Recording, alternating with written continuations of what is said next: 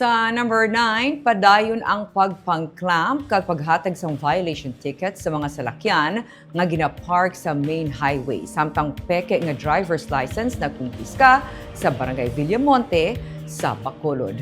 Sa unang tulok masiling original ang ining driver's license apang sa paglantaw sa Bacolod Transport and Traffic Management Department o kun BTTMD, peke gali. Inya nagkumpiska sa isa ka persona sa Aquishola Village sa Barangay Villamonte kay inas ang aga samtang nagapatigayon sang operasyon ang makatapos ang BTTMD. May anom naman kasalakyan ang ginclamp sa among nga lugar samtang may duha naman ka motorsiklo kag duha pagid ka tricycle ang ginto.